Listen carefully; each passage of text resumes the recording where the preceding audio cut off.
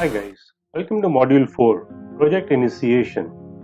This is first of the 5 process groups. This process group has 4 main topics. Starts with Perform Market Analysis. This topic focuses on concept of market analysis, demand forecasting, product mix analysis, technical appraisal and distribution channel analysis.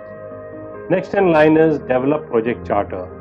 Develop Project Charter explains inputs like statement of works, business case, agreements, etc. to develop a project charter. It is followed by Identify Stakeholders. This topic discusses how to identify and analyze stakeholders and output of the process. Last on the list is Acquire Core Team. This details the purpose and other elements and also how to procure and onboard the project team. So let's begin.